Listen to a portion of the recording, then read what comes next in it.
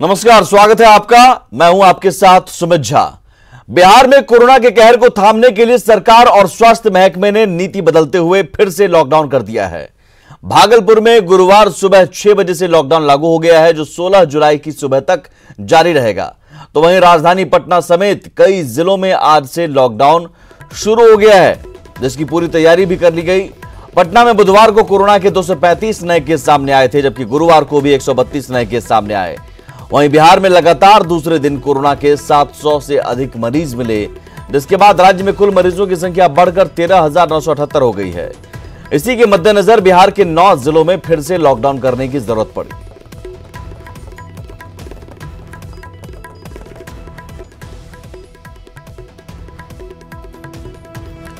तो कौन कौन शहर में, आपके शहर में कहां लॉकडाउन आज से लगने जा रहा है, ये हम आपको बता रहे हैं। 9 जिलों में लॉकडाउन रिटर्न से बिहार के 9 जिलों में भागलपुर में 7 दिनों के लिए लॉकडाउन लागू है, कल से ही लागू है। और पटना में आज से 10 जुलाई से 7 दिनों के लिए लॉकडाउन लग गया है। पूर्णिया में भी आज से 10 जुलाई से 46 वार्डों में 7 दिनों के लिए लॉकडाउन लगाया गया है। खगड़िया में 10 जुलाई से 5 दिनों का लॉकडाउन लगाया गया है और मोतिहारी में 10 से 14 जुलाई तक लॉकडाउन रहेगा। इसके अलावा बक्सर और नवादा में भी 10 जुलाई से 12 जुलाई तक लॉकडाउन लगाया गया है। वहीं गोपालगंज के सिर्फ एक प्रखंड में 16 जुलाई तक लॉकडाउन रहेगा। तो बढ़ते संक्रमण को देखते हुए आज से पटना में लॉकडाउन होने जा रहा है। कुछ शर्तों के साथ प्रशासन ने लोगों को छूट दी है। हालांकि पटना वासी की चाहत है कि लॉकडाउन 7 दिनों का नहीं बल्कि ज्यादा दिनों का होना चाहिए।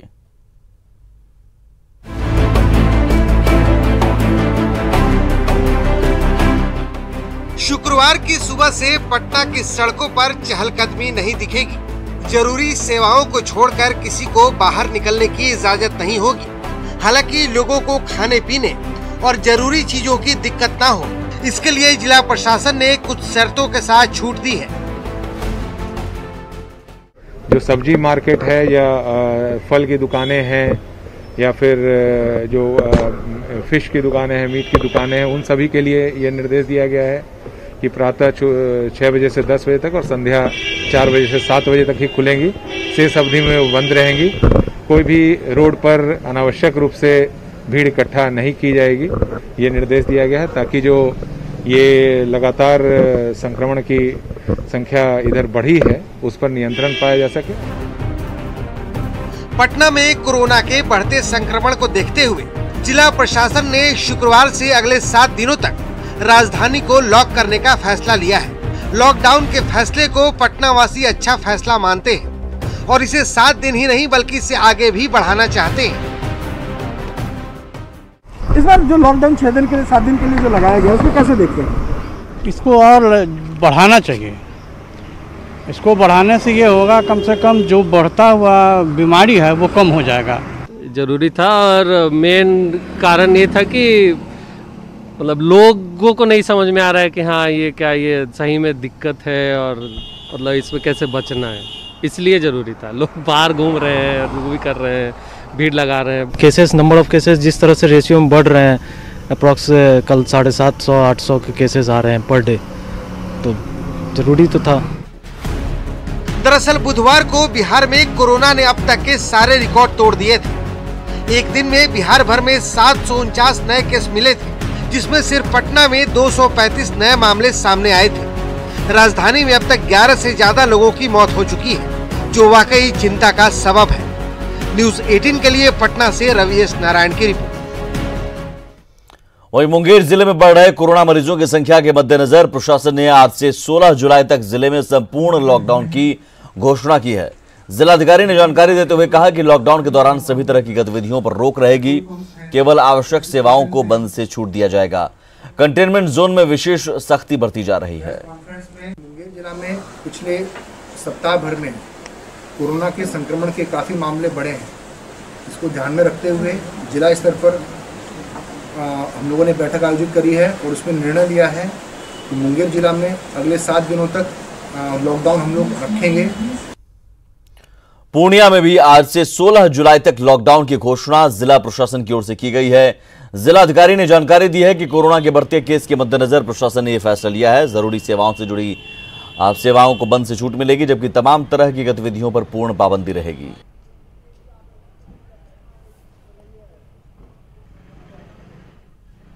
जुलाई से 16 जुलाई एक सप्ताह के लिए लॉकडाउन लगाने की घोषणा की गई है और इस दौरान जितने भी निजी व्यावसायिक वाणिज्यिक जितने भी प्रतिष्ठान हैं वो सभी बंद रहेंगे, लेकिन जो आवश्यक सामग्रियों से जुड़े हुए प्रतिष्ठान हैं जैसे दवा, किराना, दूध, फल, सब्जी, पशु चारा, कृषि उत्पाद, इन सबको खुलने की अनुमति रहेगी।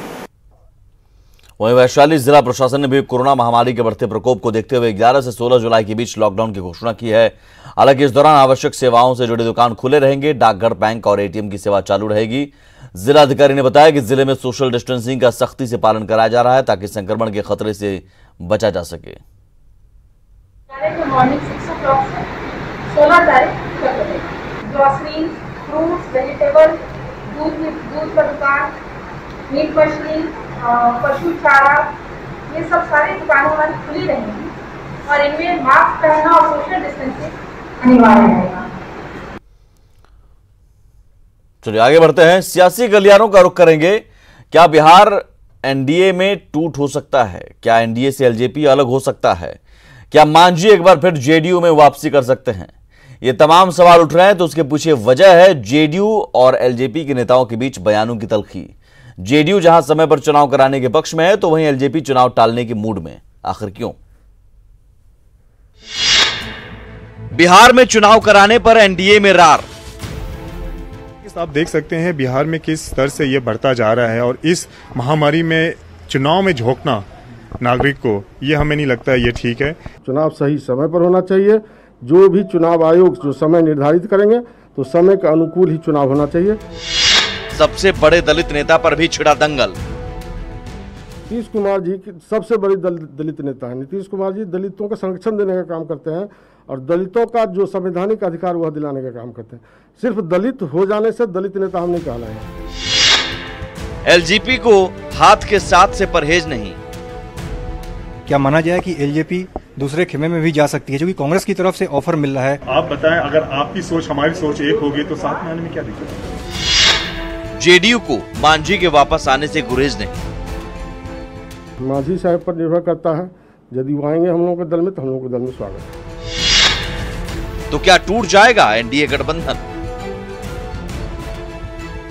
जी हां, ये सवाल इन दिनों सियासी गलियारे में अगर तैर रहा है तो इसके पीछे जेडीयू और एलजेपी के बीच बयानों की तल्खी है। एक तरफ जेडीयू और बीजेपी जहां समय पर चुनाव कराने के पक्ष में है, वहीं एलजेपी चुनाव को टालने के पक्ष में है। इस तरीके से आप देख सकते हैं बिहार में किस स्तर से ये बढ़ता जा रहा है और इस महामारी में चुनाव में झोंकना नागरिक को, ये हमें नहीं लगता ये ठीक है। चुनाव सही समय पर होना चाहिए। जो भी चुनाव आयोग जो समय निर्धारित करेंगे तो समय के अनुकूल ही चुनाव होना चाहिए। बयानों की तल्खी का अंदाजा जेडीयू नेता और मंत्री महेश्वर हजारी के बयान में भी महसूस किया जा सकता है, जिसमें दलित नेता होने को लेकर चिराग पासवान पर तंज कस रहे हैं। नीतीश कुमार जी सबसे बड़ी दलित नेता है। नीतीश कुमार जी दलितों का संरक्षण देने का काम करते हैं और दलितों का जो संवैधानिक अधिकार वह दिलाने का काम करते हैं। सिर्फ दलित हो जाने से दलित नेता हम नहीं कहलाए। वहीं जेडीयू के दिल में मांझी के लिए उमड़ता प्रेम और एलजेपी का हाथ के साथ जाने से परहेज नहीं होने के बयान भी आने वाले दिनों में नए सियासी समीकरण के संकेत दे रहे हैं। दिल्ली से अमितेश के साथ पटना से आनंद अमृतराज, न्यूज़ 18। बिहार बीजेपी की क्षेत्रीय बैठकों का दौर खत्म हो गया है। आखिरी दिन कोसी और सीमांचल जिलों के कार्यकर्ताओं के साथ बैठक हुई। पूर्णिया, किशनगंज, अररिया, कटिहार, सुपौल, सहरसा और मधेपुरा के कार्यकर्ता शामिल हुए। बैठक में बिहार बीजेपी प्रभारी भूपेंद्र यादव, बीजेपी के प्रदेश अध्यक्ष संजय जायसवाल, उप मुख्यमंत्री सुशील मोदी, केंद्रीय मंत्री नित्यानंद राय समेत संगठन से जुड़े कई बड़े नेता शामिल हुए।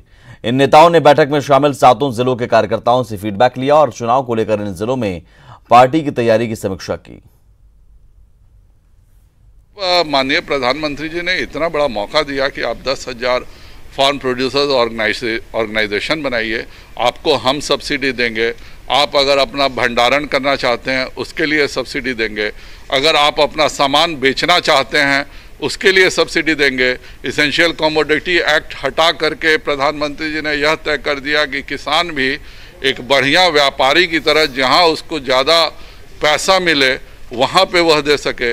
यह एक बड़ा मौका दिया किसानों को कि कॉन्ट्रैक्ट फार्मिंग अलाउ करके कि हम अपने पसंद की चीज़ों का उत्पादन करेंगे और अपने पसंद के व्यक्ति से को बेचेंगे। के द्वारा आप लोग तो इन सबों का फायदा गांव के साधारण पढ़े लिखे लोग नहीं उठा सकते हैं।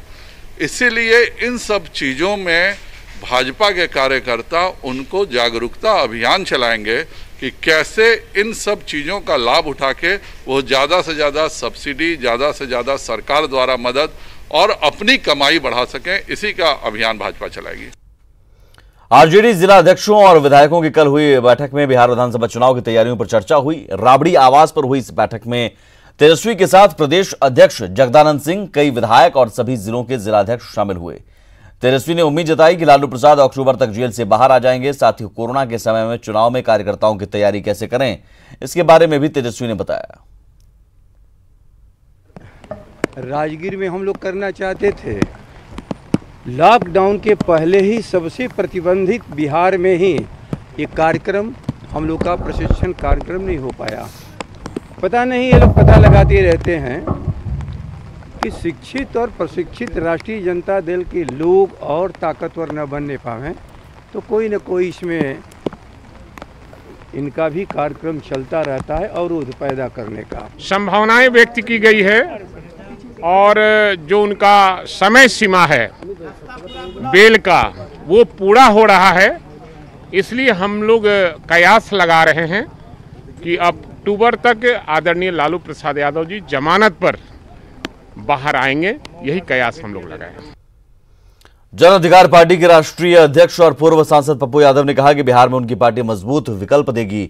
पटना में पार्टी की 2 दिवसीय राज्य कार्यकारिणी की बैठक के बाद मीडिया से बात करते हुए पप्पू यादव ने कहा कि बिहार में एनडीए का 15 साल का कुशासन इस बार खत्म होगा। उन्होंने चुनाव में दूसरी पार्टियों से तालमेल की बात भी कही। 12 करोड़ बिहार की जनता बिहार के 40 सालों के कई तरह के कुशासन से अपने को निजात चाहता है। चुनाव यदि हो तो वर्चुअल डिजिटल से नहीं,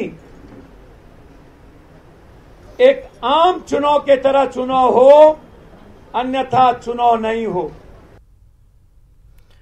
समस्तीपुर के सोनबरसा चौक का इलाका बीती रात गोलियों की तड़तड़ाहट से थर्रा उठा। रिहायशी इलाकों में हथियार बंद अपराधियों ने एक युवक पर अंधाधुंध फायरिंग कर उसकी हत्या कर दी। मृतक की शिनाख्त मनमोहन झा के रूप में हुई, जो मुसरी घराड़ी का रहने वाला था। वारदात के वक्त युवक अपने दोस्त के साथ सोनवर्षा चौक की तरफ जा रहा था, तभी 2 बाइक पर सवार 4 बदमाशों ने उन पर फायरिंग कर दी। जान बचाने के लिए युवक एक मकान में घुस गया, लेकिन बदमाशों ने उस घर में घुसकर उसे मौत के घाट उतार दिया। पुलिस की माने तो बदमाशों ने करीब 10 राउंड फायरिंग की थी। वारदात की वजह पुरानी रंजिश बताई जा रही है। मनमोहन झा हैं, सलेमपुर मुस्लिम थाना क्षेत्र के रहने वाले, लेकिन किराए पे टाउन एरिया में रहते थे। उन्हीं के सोनवर्षा चौक पे गोलीबारी में मृत्यु हुई है। कितने की संख्या में अपराधी थे? 4 की संख्या में थे, जो प्राथमिक अनुसंधान में पता चला। 4 की संख्या में थे, 2 बाइक से थे। पीछा करके उन्होंने उनको खदेड़ कर गोली मारा। सर, घटना के पीछे कारण क्या गैंगवारी? कारण कुछ पुरानी दुश्मनी सामने आ रही है, उसी को लेकर घटना हुई। दरभंगा से बेहद दुखद खबर सामने आई है। पारिवारिक विवाद में पति पत्नी ने अपने 7 साल के बेटे के सामने ही फंदे पर झूलकर खुदकुशी कर ली। अबोध बच्चा कुछ समझ पाता तब तक उसके मां बाप दुनिया को अलविदा कर चुके थे। मामला विरौल थाना क्षेत्र के डुमरी गांव का है। वारदात की वजहों का खुलासा नहीं हो पाया है। फिलहाल पुलिस ने दोनों शवों को डीएमसीएच पोस्टमार्टम के लिए भेज दिया है और मामले की तहकीकात में जुटी है।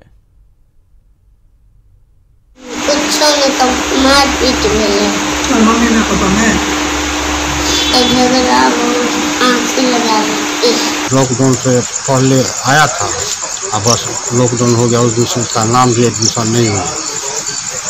तो बच्चे का नाम स्कूल में लिखा नहीं गया? नहीं। बिहार में नदियों का जलस्तर तेजी से बढ़ रहा है। मुजफ्फरपुर में बागमती का जलस्तर खतरे के निशान के पार है। सीतामढ़ी के पुपरी में भी अधवारा नदी का जलस्तर बढ़ रहा है, तो पटना, बक्सर और मुंगेर में गंगा के जलस्तर में बढ़ोतरी से तटीय इलाकों में बाढ़ का खतरा बढ़ गया है। पटना में पिछले 3 दिनों से हर दिन गंगा के जलस्तर में इजाफा हो रहा है। ज्यादा जानकारी दे रहे हैं हमारे संवाददाता आनंद अमृतराज। बिहार में मानसून लगातार सक्रिय है और बिहार के कई नदियों में उफान है और लगातार जल स्तर बढ़ता जा रहा है। इस वक्त हम आपको तस्वीर दिखा रहे हैं गंगा नदी की और गंगा के जल स्तर में लगातार बढ़ोतरी हो रही है। प्रतिदिन 1 सेंटीमीटर से ज़्यादा पटना के गंगा के जल स्तर में बढ़ोतरी हो रही है। इसके अलावा कई सारी नदियाँ हैं, कोसी हो, गंडक हो, बागमती सहित पुनपुन का भी जल स्तर बढ़ता जा रहा है। तो इस वक्त बिहार में मानसून बेहद सक्रिय है और जो भविष्यवाणी की गई है मौसम विभाग की तरफ से वो 12 तारीख तक मानसून जबरदस्त रूप से सक्रिय रहेगा और जबरदस्त बारिश होने की संभावना है। और अगर मौसम विभाग के साथ साथ जल संसाधन विभाग ने भी आशंका जाहिर की है कि अगर बारिश जोरदार होती है तो बिहार के कई जिलों में बाढ़ का खतरा हो सकता है। तो इस वक्त हम आपको तस्वीर दिखा रहे हैं गंगा नदी का, जहां पे जिसका जलस्तर लगातार बढ़ रहा है और साथ ही बिहार के कई नदियों में उफान आ रही है। तो जाहिर सी बात है बिहार के कई जिलों पर बाढ़ का खतरा मंडरा रहा है। जल संसाधन विभाग अपनी तरफ से पूरी तरीके से अलर्ट होने की बात कर रहा है और साथ में दावा भी कर रहा है कि स्थितियों पर निगरानी रखी जा रही है।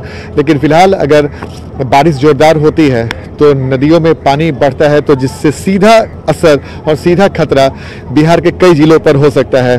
तो जाहिर सी बात है बिहार के लिए आने वाले 3 से 4 दिन बेहद महत्वपूर्ण है, क्योंकि इस 3-4 दिनों में अगर बारिश जोरदार होती है और जल स्तर बढ़ता है तो बिहार के कई जिलों में बाढ़ का खतरा बढ़ सकता है। कैमरामैन राहुल के साथ आनंद अमृतराज, न्यूज 18 नेटवर्क, पटना। वहीं बिहार के उत्तर हिस्से में एक बार फिर से बाढ़ का खतरा मंडराने लगा है, जिसे देखते हुए एनडीआरएफ की 9वीं बटालियन की ओर से तैयारियां की गई हैं। गुरुवार को खुद केंद्रीय गृह राज्य मंत्री नित्यानंद राय बिहटा स्थित मुख्यालय पहुंचे। वहां उन्होंने एनडीआरएफ अधिकारियों के साथ अहम बैठक की और राहत और बचाव कार्य से जुड़ी तैयारियों की समीक्षा की। जो स्थानीय प्रशासन के साथ मिलकर एनडीआरएफ करती रही है और बिहार की बाढ़ की स्थिति में हम सहयोग के लिए अपनी पूरी संसाधनों के साथ तत्परता के साथ एनडीआरएफ की यह टीम, बिहार की टीम तैयार है। गोपालगंज में बाढ़ का खतरा एक बार फिर मंडराने लगा है। नेपाल के तराई और गंडक नदी के कैचमेंट एरिया में लगातार बारिश होने की वजह से जलस्तर में लगातार बढ़ोतरी हो रही है, जिसकी वजह से सदर प्रखंड के आधा दर्जन गांव का जिला मुख्यालय से संपर्क टूट गया है। लोगों को यातायात के लिए नाव का ही सहारा लेना पड़ रहा है। ग्रामीणों को हो रही परेशानी से अधिकारी बेपरवाह बने हुए हैं। लोग जैसे तैसे जिंदगी काट रहे हैं, लेकिन सड़क पूरी तरह से डूब जाने की वजह से अब नाव का ही आसरा है।